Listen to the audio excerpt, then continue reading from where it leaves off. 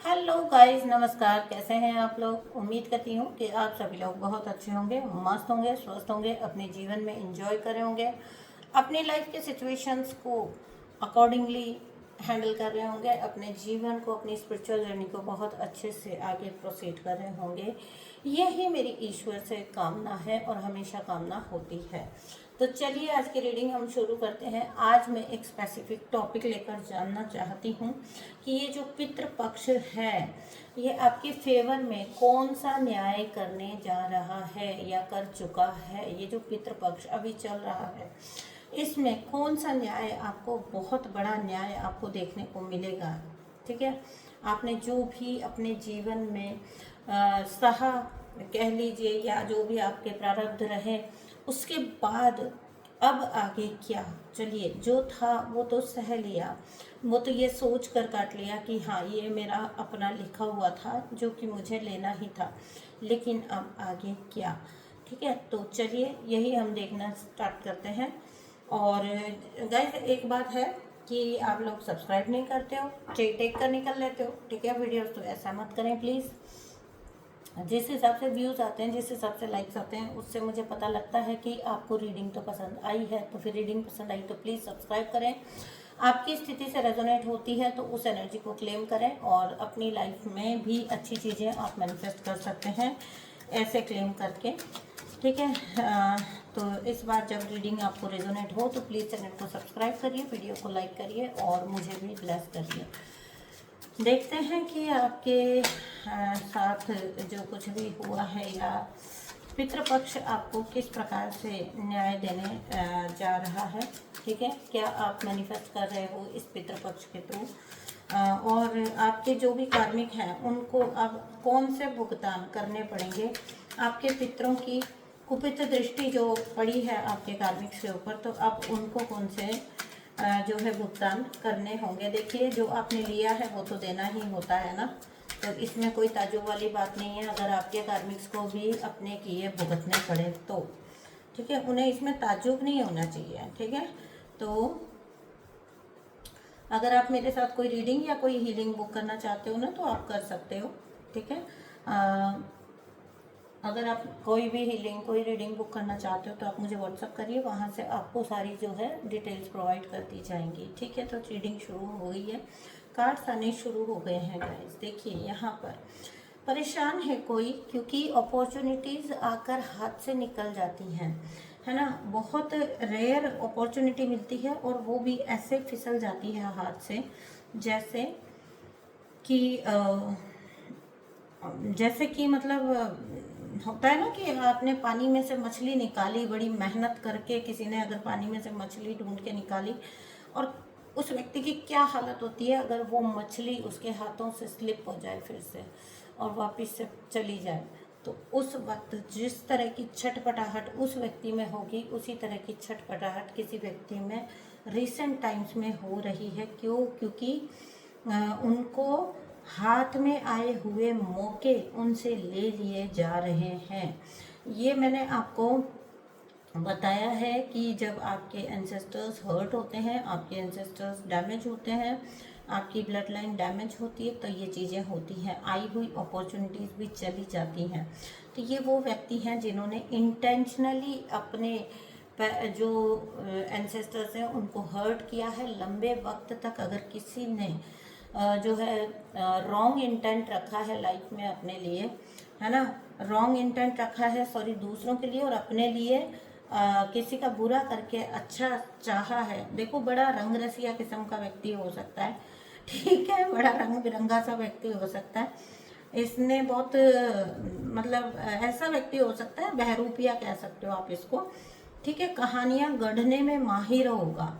आप बात क्या थी और आप देखोगे, आप सरप्राइज हो जाओगे, आप मतलब एकदम भौचक्के हो जाओगे कि क्या बात थी। और जब किसी के सामने वो बात पेश की जाएगी तो क्या बात बना दी गई। ठीक है, तो बहुत ज़्यादा जो है ऐसा इंसान जो एक जल्दबाज इंसान रहा है, बहरूपिया व्यक्ति रहा है, कहानियाँ गढ़ने में बहुत ज़्यादा माहिर व्यक्ति रहा है। ठीक है, और यहाँ पर दूसरों की भावनाओं का हमेशा इस व्यक्ति ने फ़ायदा उठाया है, बहुत ज़्यादा क्यूरियस होकर ये लोगों की लाइफ में जाता होगा और वहाँ पर पूरी तरह से उथल पुथल मचाकर पूरी तरह से गायब हो जाना।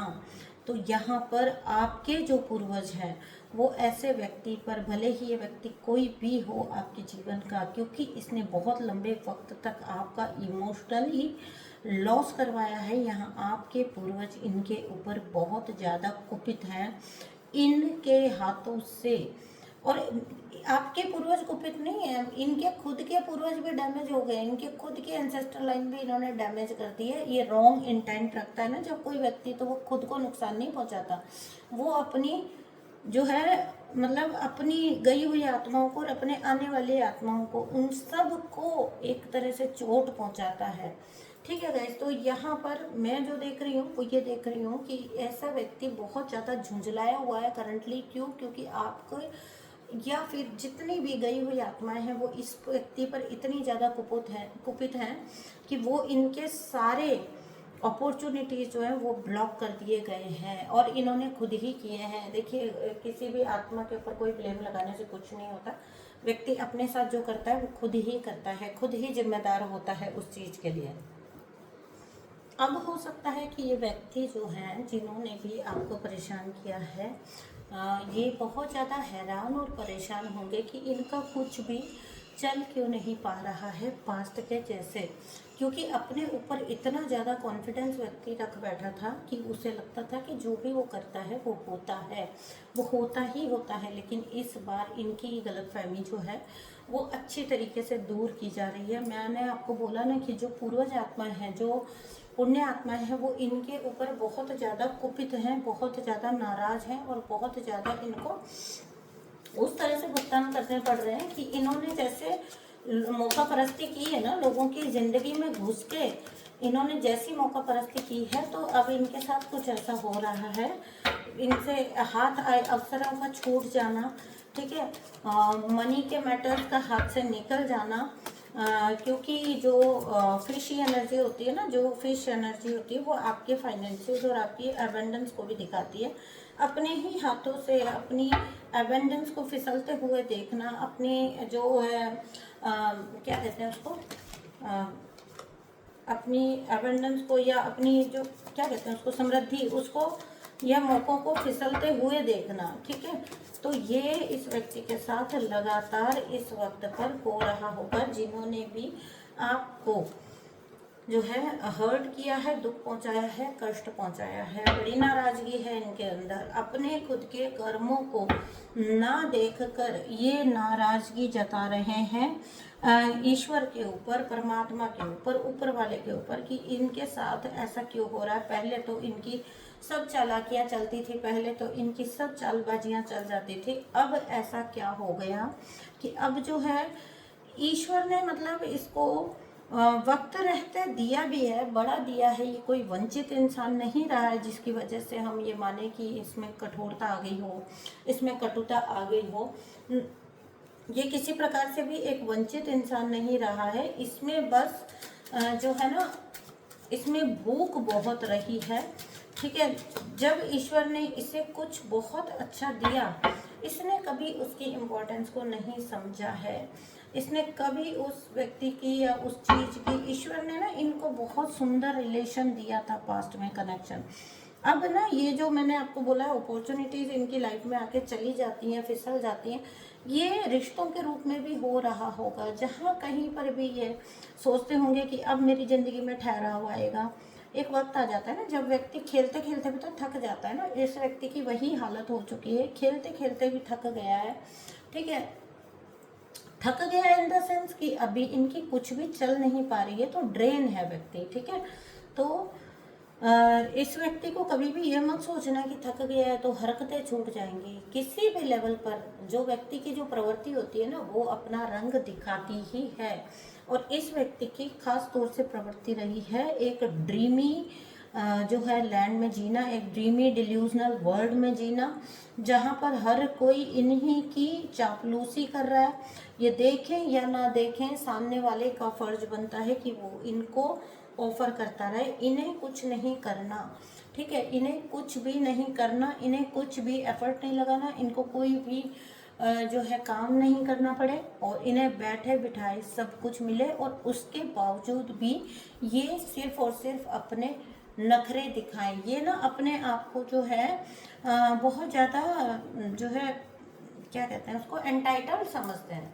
ठीक है, अपने आप को बहुत ज़्यादा एंटाइटलमेंट की स्थिति में समझना कि ये पता नहीं क्या है, कहाँ से आए हैं ये, जहाँ पर इनको जो है ख़ास तरीके से ट्रीट किया ही जाना चाहिए। इन्होंने पैदा होकर जो धरती पर एहसान किया है ना, इन्होंने पैदा होकर, इन्होंने लोगों की लाइफ में आकर, इन्होंने उनके साथ रिश्ते में रहकर, मतलब जो पैदाइशी भी जो रिश्ते जुड़ गए ना, तो इस व्यक्ति को लगता है कि इसका किसी की लाइफ में होना इटसेल्फ में बहुत बड़ी बात है, बहुत बड़ा एहसान है।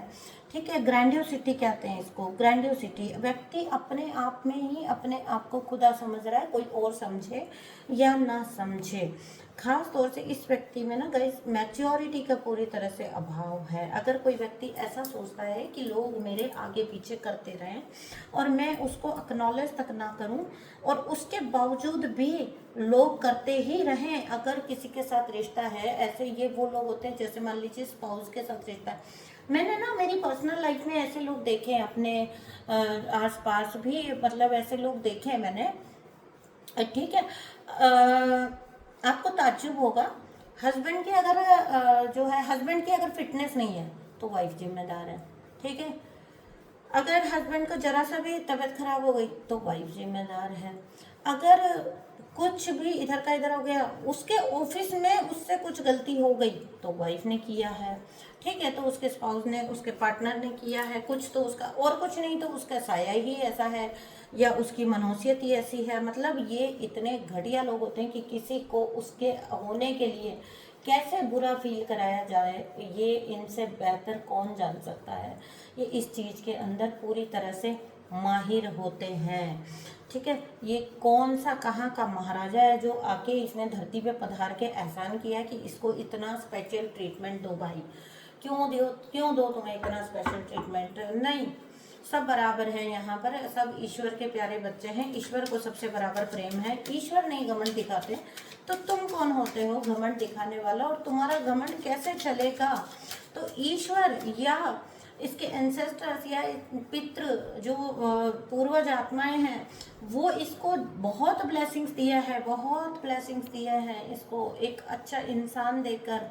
ठीक है, या किसी भी और रूप में इसको टाइम टू टाइम प्रॉस्पेरिटी भी मिली होगी, अपॉर्चुनिटीज भी मिली होंगी, लेकिन इसने क्या किया, इसने हमेशा इसने ये बोला ये भी कम है, इसने ग्रेटिट्यूड शो नहीं किया। तो अब इसको ईश्वर ने अपना हाथ इसके ऊपर से खींच लिया है, ईश्वर ने अपना हाथ इसके ऊपर से हटा दिया है कि तुम किसी भी तरीके से खुश नहीं होने वाले, जाओ, तुम्हें खुश करा भी नहीं जाएगा। अब कोई खुशी तुमको नहीं ऑफर की जाएगी। क्यों? क्योंकि देखिए, हम जनरल वे में भी हम जानते हैं कि ग्रेटिट्यूड की कितनी अहमियत होती है ना। अगर हमें कुछ मिला है तो हमें उसके लिए धन्यवादी होना चाहिए, ना कि ये देखना चाहिए कि अच्छा चलो ठीक है, ये तो ठीक है, अब इसके आगे क्या, और दो और दो और दो। कहाँ से दो? तुम भी तो बदले में, तुम्हें भी तो कुछ करना पड़ेगा, तुम्हें भी तो कुछ देना पड़ेगा। तुम यहाँ पर क्या सिर्फ लेने के लिए आए हो?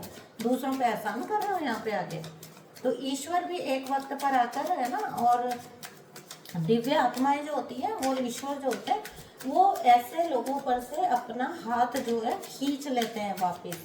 ठीक है, कहीं पर भी जनरल एक देखिएगा, एक ग्रेटिट्यूड जो होता है वो बहुत हाई वाइब्रेशन है, तो जहाँ पर ग्रेटिट्यूड नहीं दिखेगा वहाँ से वो चीज़ें छीन ली जाती हैं। इवन पार्टनर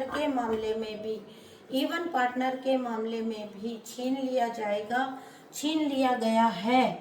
ठीक है, अब ये व्यक्ति के साथ क्या हो रहा है, जब कुछ मिल रहा था तब तो कद्र किया नहीं, तब तो समझा नहीं, तब तो बड़ा ज़्यादा अपने आप को डिसकंटेंटमेंट की एनर्जी में दिखाया। जैसे ये तो इतनी खुशियाँ इसके जीवन में, इतने लोग हैं इसके जीवन में, इतना जो है इतने लोग हैं इसके जीवन में कि ये लिटरली बोर हो रहा है, ऐसे ही ये नखरे दिखाता होगा, नाक चढ़ा के दिखाता होगा, है ना। तो अब क्या हो रहा है ऐसे व्यक्ति के लाइफ में, अब गिर गए हैं पूरी तरह से नेगेटिविटी में। ठीक है, एयर साइन ने यहाँ पर बहुत ज़्यादा ही जो स्थितियां हैं वो इनके काबू से बाहर हो चुकी हैं।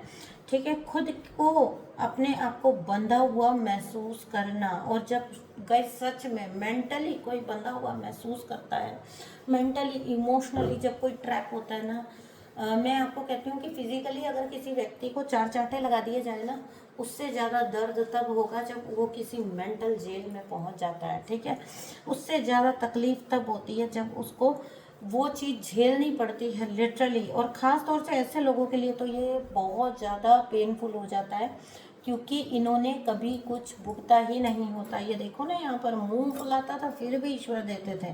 अभी इसको सारे नखरे इसके निकल गए यहाँ पे आके। ठीक है, सारे इसके नखराबाजियाँ निकल गई। ईश्वर ने इसको बता दिया कि देख बेटा, तेरी असली जगह ये है, तेरे को मिल रहा था ना, तेरे नखरे हो रहे थे, तेरे नाटक हो रहे थे। ठीक है, अभी तू इधर बैठ, अब तू यहाँ बैठ, इन सोर्स के अंदर बंद के बैठ और सोच कि तेरे साथ क्या चीज़ें रॉन्ग गई और क्यों रॉन्ग गई। ठीक है, अपने आप को अभी भी ये व्यक्ति अपनी सोल पर वर्क करने को तैयार नहीं है, अपने आप को विक्टिम मेंटालिटी में डालकर बैठा हुआ है। बैठा रहे, क्योंकि अब आप तक तो इस व्यक्ति की पहुंच नहीं हो सकती किसी भी प्रकार से, किसी भी वजह से, किसी भी जरिए से अब ये आपकी तरफ नहीं आ सकता है।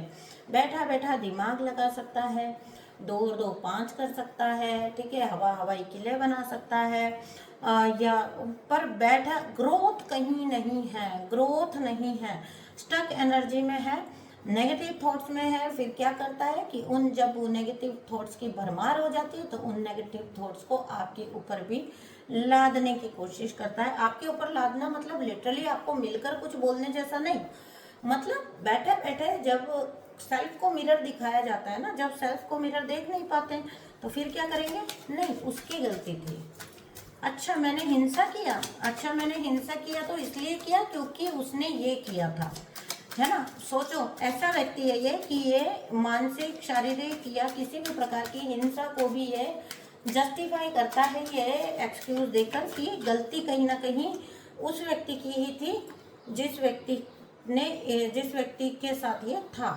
ठीक है, और सबसे बड़ी बात बताऊं, ऐसी एनर्जी में दिखा के क्या बोलेगा, ऐसी एनर्जी में दिखा के अपने आप को बताएगा कि क्योंकि आप निकल गए, है ना, तो इसे संभालने वाला कोई नहीं है। अरे वाह, तुम्हें संभालना दुनिया की ड्यूटी हो गई, कोई ऐसा नहीं है, कोई खास नहीं हो तुम, चलो बैठो अभी इन्हीं तलवारों के बीच में चुपचाप। ठीक है ना, यूनिवर्स इसको अच्छे से सबक सिखा रहे हैं, इसको बहुत ज़्यादा जो है इस टाइम पर इसको याद दिलाई जा रही है इसकी अपनी ही हरकतें, इसकी अपनी ही हरकतें याद दिलाई जा रही हैं। इसको बताया जा रहा है that what goes around comes around, जो आप देते हो वही आपको जीवन में मिलता है या रिसीव होता है।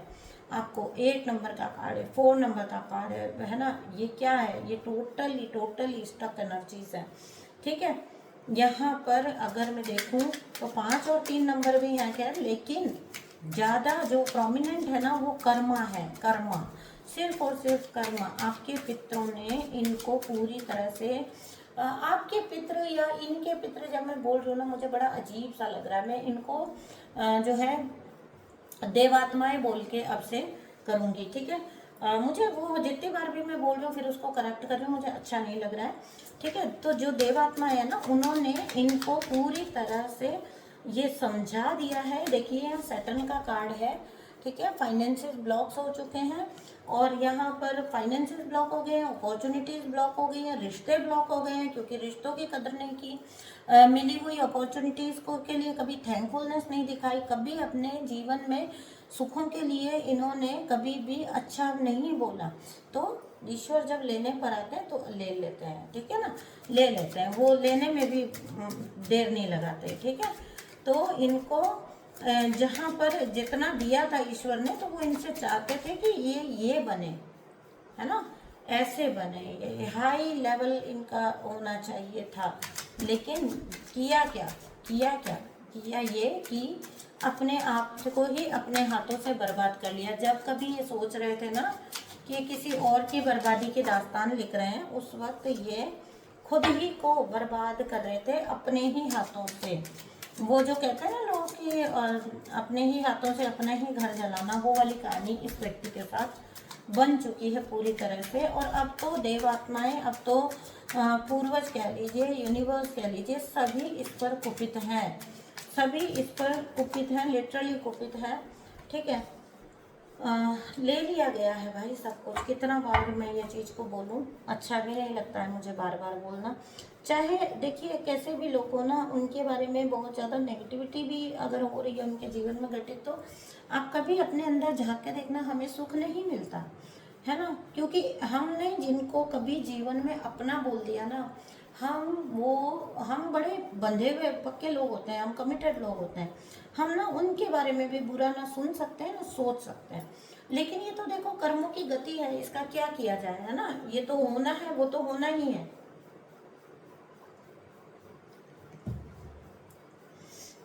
बर्डन है इनके ऊपर, एक्स्ट्रा काम करना पड़ा। जो व्यक्ति हाथ भी नहीं हिलाता था, जो व्यक्ति कुछ भी नहीं करता था, जो व्यक्ति को बैठे बिठाए चीजें मिलती थी, उसने क्योंकि उन चीजों की ना कदर की, ना उन्हें ढंग से डील किया, ना ही उन्हें ढंग से यूज किया, यूटिलाइज किया, तो अब इनको हार्डवर्क लगाना पड़ेगा।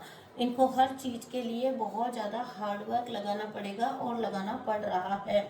ठीक है, मुझे ऐसा लग रहा है कि इनको बहुत ज़्यादा स्ट्रेस का लेवल इस टाइम पर बहुत ज़्यादा हो सकता है। इनको सिर्फ और सिर्फ अगर ये मेहनत करते रहेंगे तो इनका जीवन फिर भी जो है चलेगा। ठीक है, लेकिन अगर इन्होंने वो भी करना छोड़ दिया और इन्होंने सिर्फ शिकायतों में ही जीवन बिताना, तो बहुत गाइस मिजरेबल हो जाने वाली है इनकी लाइफ, बहुत ज़्यादा। लेकिन इनकी हरकतों से बाज नहीं आ रहे, अभी भी चुगलियाँ कर रहे हैं, अभी भी चुगलियाँ कर रहे हैं। और जो कुछ इनके साथ घटित हुआ है ना, अपने कर्मों की जिम्मेदारी लेने की बजाय खुद को ये आश्वस्त कर देना चाहते हैं। देखो 8 के नीचे 8 कार्ड है, अभी भी बुद्धि भ्रष्ट है इस व्यक्ति की, अभी भी इतनी हालत के बाद भी इस व्यक्ति की बुद्धि भ्रष्ट है।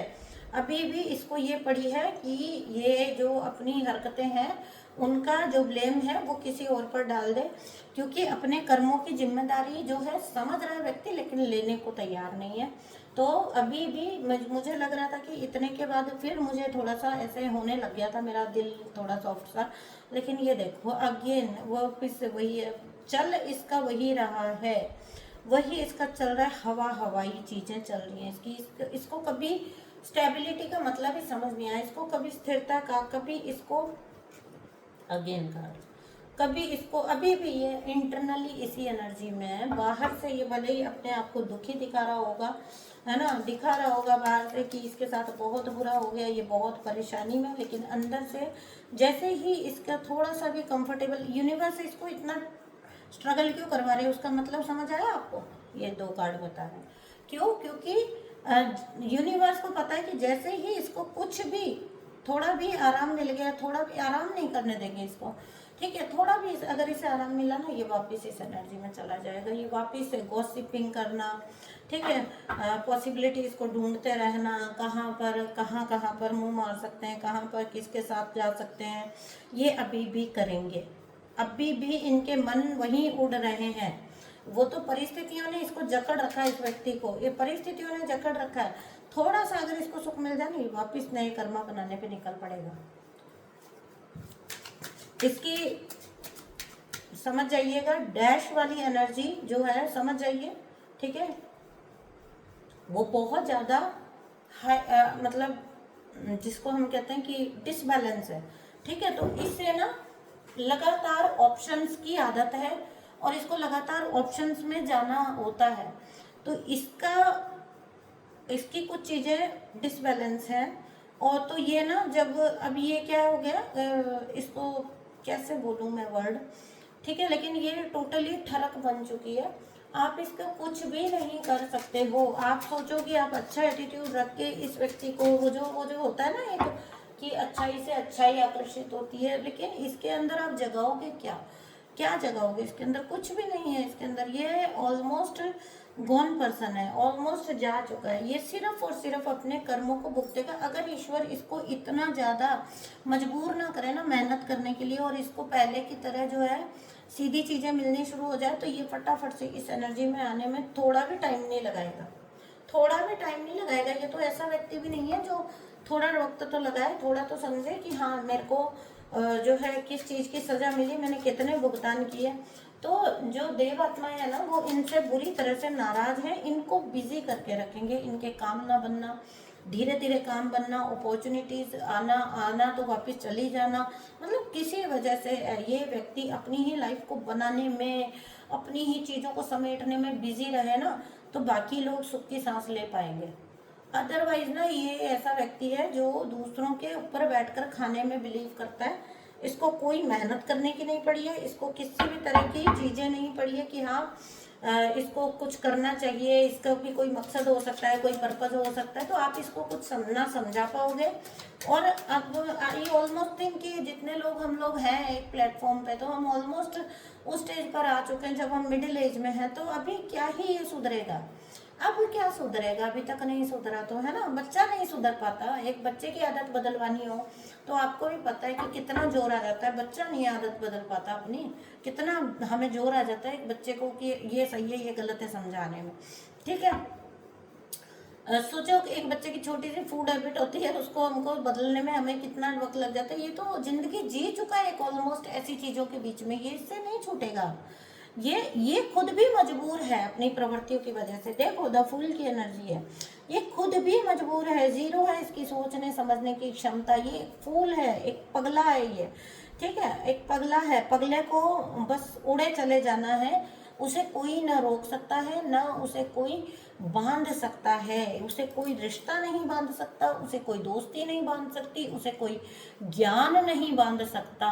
ये अपना जीवन ऐसे ही जिएगा, ये बर्डन में रहेगा, बहुत ज़्यादा मेहनत करनी पड़ेगी, फिर जैसे ये थोड़ी कंफर्टेबल स्थिति में आएगा वापस चीज़ें करेगा, फिर वापस इसमें डाल दिया जाएगा, फिर इन 3 पत्तों में ही इसकी सारी लाइफ जो है वो अब घूम घूम के कटती रहेगी। तो ये थी सिचुएशन, जिन्होंने भी आपके साथ कुछ किया, आपके पूर्वज उनको क्या कर्मा देने जा रहे हैं, आपके पूर्वज क्या देव आत्माएं उन्हें क्या कर्मा देने जा रही हैं, उसके बारे में थोड़ी सी इंसाइट हमने ली है, ठीक है। और बाकी नो ऑफेंस एट ऑल, किसी के भी लिए हम बुरा नहीं सोचते, किसी के लिए भी हम बुरा नहीं चाहते। These readings are only an insight upon the things, और इससे हमें एक रियलाइजेशन भी रहता है, हम अपने इंटेंट को सीधा रखें, हम अपने इंटेंट को सही रखें। ये रीडिंग्स जो होती हैं वो इसलिए भी की जाती हैं। देखिए ना आप, कितने लोग कर्मा को समझने लगे हैं, कितने लोग ईश्वर को समझने लगे हैं, कितने लोग ईश्वर में बिलीव करने लगे हैं। ये जो एक ऐसी लहर है ना स्पिरिचुअलिटी की, इसने बहुत सारे लोगों का भला किया है। नार्सिसिज्म को हम कब से पहचाने, हम अब पहचाने नार्सिसिज्म को, है ना। इस इरा में आके, इस जोन में आके लोग नार्सिसिज्म को पहचाने। तो ये कैसे संभव हुआ, ये ऐसे ही संभव हुआ जागृति के द्वारा। एक से दूसरे ने जागृत किया कि अरे ये चीज़ तो मेरे साथ भी हो रही है, अच्छा ये चीज़ तो मेरे, अगर हम इसको गॉसिप समझते, ठीक है, मैं किसी ने मुझे कुछ कहा नहीं है कि मैं सफाई दे रही हूँ, ऐसा मत सोचिएगा, मैं जस्ट एक बात बोल रही हूँ कि अगर इसको हम गॉसिपिंग समझते, इसको हम विक्टिम मूड समझते, या कुछ भी, अगर मान लीजिए हम ऐसी रीडिंग्स बनाते हैं तो फिर ये एक से दूसरे की कहानी का मिलान कैसे हो जाता है इतनी दूर दूर पर बैठे हुए हैं। मैं आपको पर्सनली तो नहीं जानती हूँ ना, फेस टू फेस तो आप मुझे नहीं जानते हैं, फेस टू फेस मेरी ज़िंदगी, मेरा पर्सनल लाइफ, या मुझे आप सामने से जानते हो, तो फिर मेरी कहानी या किसी और की कहानी आपके साथ मिल रही है, आपको किसी और पता नहीं दुनिया के कौन से कोने में बैठे हुए आपके साथ मैच हो रही है। यही तो जागृति है, यही तो वो जागृति है जो व्यक्ति, ये गॉसिपिंग नहीं है, ये टाइम वेस्ट नहीं है रीडिंग्स, है ना, ये किसी को डराने के लिए, धमकाने के लिए, या डिवाइन सोल्स को हैप्पी करने के लिए कि भाई आप बड़े खुश हो जाओ, आपके शत्रु के साथ ये हो रहा, इसलिए नहीं होती है ये रीडिंग्स। इसलिए होती हैं कि हम समझें, आपस में जागृति में आए, स्वयं को मुक्त कराएं। और हो सकता है कि हम, जैसे मान लो मैं तो एक सोच से चलती हूँ कि ठीक है, आज अगर मान लीजिए कि कोई किसी की शादी को सिर्फ 2 साल हुए हैं, साल हुआ है, 2 साल हुए, 6 महीने हुए, या कोई रिलेशनशिप में या अभी मैरिज तक नहीं पहुँचा है, तो अगर उसको कुछ रेड फ्लैग्स समझ आ जाए, तो कम से कम जो जिन जिन लोगों के 20-20, 30-30 साल लग चुके, 15-15 साल लग चुके, जो 50 की एज में जाकर समझ पाए, अगर कोई जो है अपनी यंग एज में समझ पाए, उसके पास ज़्यादा मौके हो निकल जाने के, अपने जीवन को सुधार के कुछ करने के, तो इससे ज़्यादा भलाई का काम और क्या हो सकता है। जो किसी और ने भुगत लिया, वो भुगतने से अगर कोई बच जाए तो ये सबसे बेहतर बात है ना। वो अपनी एनर्जी को सही जगह पर सही वक्त पर पहचान कर लगा पाए। ठीक है, तो ये सारी बातें होती हैं जिनकी वजह से ऐसी रीडिंग्स बनाना बहुत ज़रूरी होता है, जहाँ पर ये पता चले कि, और इसको जब देखते हैं, आपको क्या लगता है इन रीडिंग्स को नार्सिसिस्ट लोग भी देखते हैं चुप चुप कर? जब कर्मा ऊपर लिखा हुआ आता है ना हेडिंग में, तभी तो मैं जानबूझ के डालती हूँ कर्मा। वो जरूर जाके पढ़ते हैं। ठीक है, तो तो वो जरूर जाके सुनते हैं। तो जब वो जाते हैं तो एटलीस्ट कुछ भी 1-2% भी उनको अगर रिजोनेट होएगी, वो समझ पाएंगे, उनके थोड़े बुद्धि के द्वार खुलेंगे तो अच्छा ही है। ना समझे तो उनकी यात्रा है ना, उनकी अपनी सेपरेट यात्रा है, हम क्या ही कर सकते हैं। तो चलिए गाइस, मैं मिलती हूँ आपसे नेक्स्ट वीडियो में। तब तक के लिए अपना बहुत सारा ध्यान है। प्लीज़ चैनल को सब्सक्राइब करो। आप लोगों को क्या हो गया है, चैनल को सब्सक्राइब जरूर करेंगे जो जो भी देखेंगे। ठीक है, तो मैं मिलती हूँ आपसे नेक्स्ट वीडियो में। तब तक के लिए बाय बाय।